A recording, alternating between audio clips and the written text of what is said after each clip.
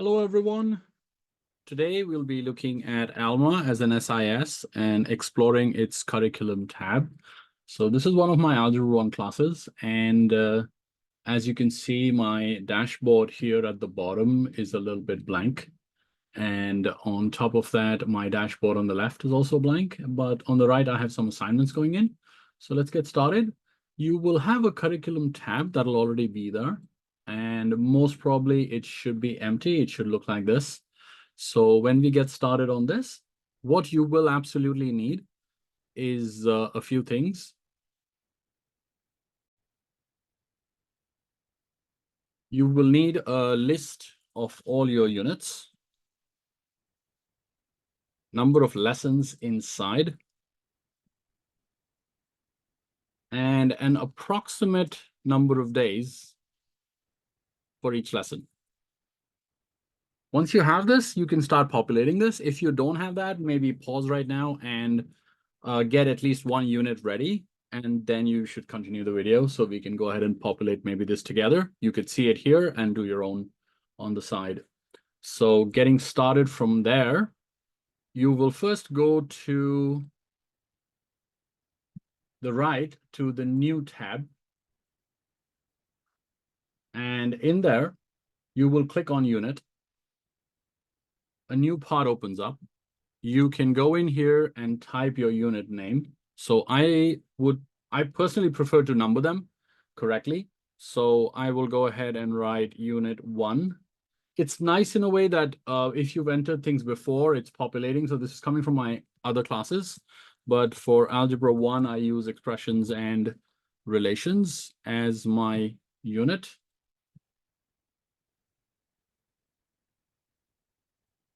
Now, as I'm checking my lesson list, I have 8 lessons in here.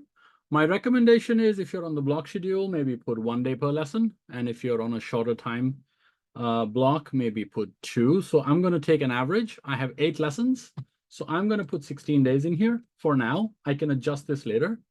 And for my description, I am going to write down everything that I need from this chapter that is a summary of what will be taught here. So basically what I'll be doing here is variables and expressions. Then I'm going ahead with order of operations.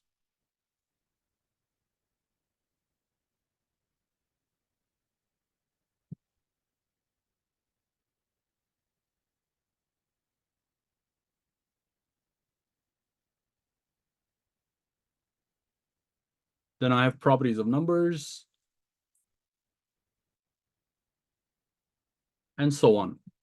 Once this is done, what you will need to do is, because this is the unit creation, you will need to type in your learning targets within this. Now, Algebra 1 for me is a grade 9, so please make sure you arrange this first correctly, that I'm taking the learning targets as prescribed to 9th grade within the Alma. And once you're in there, what you could do is go to your individual lesson list and just type in with the hyphen on how this works. So I have ASSE 1A and 2. I will go ahead and I'm only adding for 2-3 lessons right now because you just need to see what is in there. 1B is also included in the next lesson. And my lesson 1-3 will have 1B and 2. So yeah, I am done with these. So I just click save.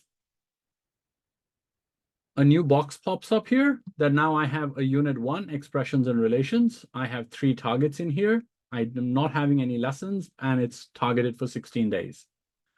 What started populating is I have 1 unit now, I have 16 days, and I have 0% completion. We'll get onto that later. We now go inside the unit box and add a lesson.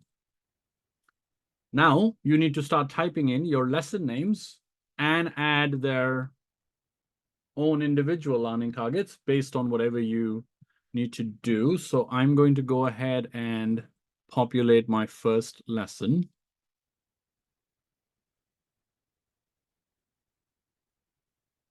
You can pick up any style here. I would prefer numbering because then the auto sorting becomes easier. I'm going to call this 2 days, first day of school in a lot of cases. And then I go in and type in the other part of what the students are expected to learn in here. So they'll be writing algebraic expressions. They will also be using structures of an expression.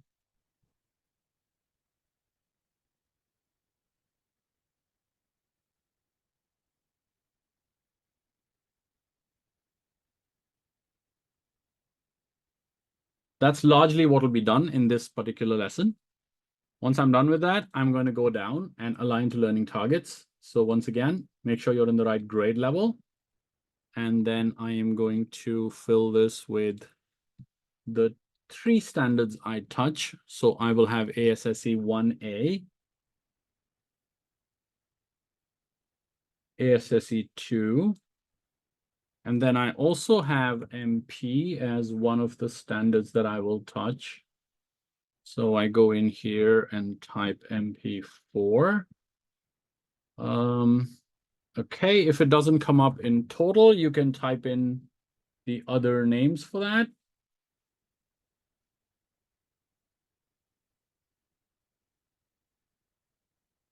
Individual subject ones are already listed.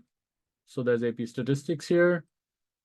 I will have to go in and find the common core state standards, go to mathematics, go to practice standards, and I have MP4 in here. So this one. MP4 goes in, and then I just click save. One thing I want you to notice here is whatever you type on this side, please note, this is visible to parents. And whatever you type within lesson plan and teaching notes is only visible to staff. So just keep that in mind of what goes in where. The left side of the pane is visible to parents and students, and the right side, the lesson plan and the teaching notes only goes to you. So let's say for this, a teaching note will be cover a few examples with students. Obviously, this is going to be the first day of school.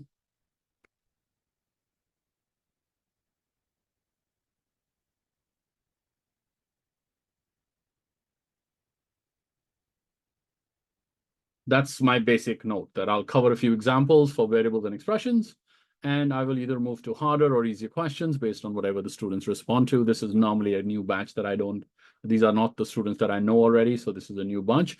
And then you go ahead and click save. So now what we've done is we've created one lesson and one unit inside. You can just click on add lesson and go ahead and fill this up. So you can populate in all your lessons and all your units in there. And then we'll continue as to what to do here.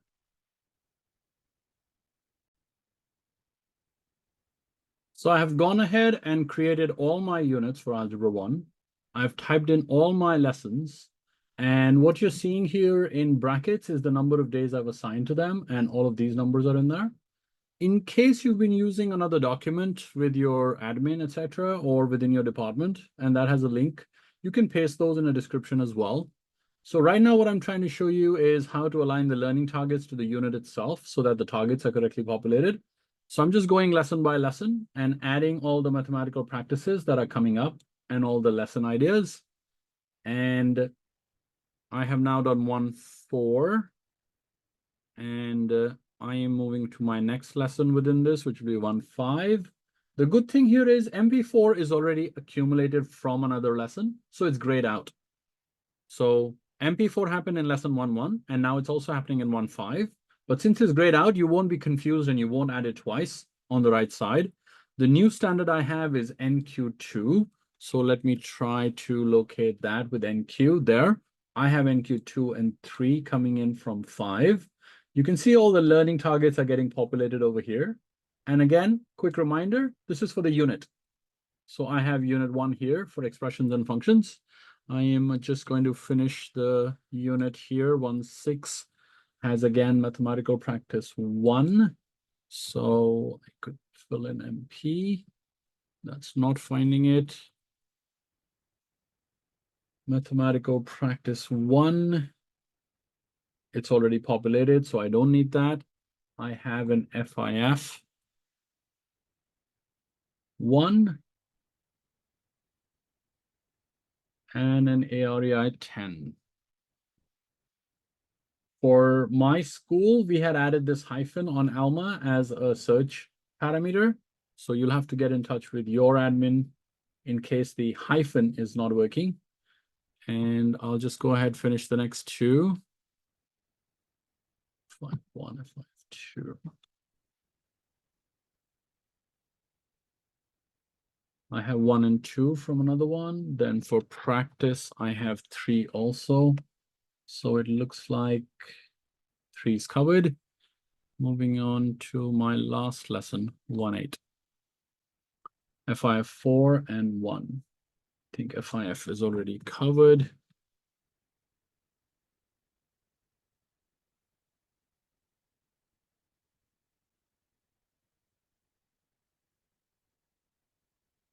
FIF 4. And now, going through every single lesson, I have added all the learning targets that I will cover within this one unit with 8 lessons inside. Now I click Save. Since all my units are added now, as you can see, for the year, just a quick thing for my class, we do unit 10 in between during the year and not at the end of the book. So that's why the 10 is appearing here. But the good part here is now the right side, my summary is loaded. I have 11 units. I have 75 lessons to cover in the whole year. And I have 152 days targeted for myself. Just to mention, my school goes about 184 days. Some days are also lost. So to activities and other things. So at 152, I would say maybe 165 as a target. Assuming I will lose 15 days would be a good one. And now you can notice that everything else is covered. How does it look? What was the point of all this hard work? The beauty is on the dashboard now. So there you go. My first day of school in Unit 1 is now covered with Unit 1 and Lesson 1. So the green is the unit, the blue is the lesson, and it comes in here. And when I go back here, I had a lesson 1, 2 being taught on this date. So I'm just updating all of this. So for this year, my school year started on the 1st. I did not teach on that day, for example. So I will go on to the 2nd, 1-1. How am I going to grade this? I am going to go into my assignments and check. So my practice 1-1 was finished on the 9th of August, which is okay. But on the 9th of August, it's going to be the first date was here in August, the week 31. And for the 9th, I had 1, 2, 3, 4. So I took 5 days to finish the first lesson, and I finished it on the 9th. So I go back to curriculum. This is something you have to do as you go. If you can notice, there is a mark lesson complete, and I count the practice day. So lesson is when I'm teaching, practice is when I'm finishing work with the kids and they're grading.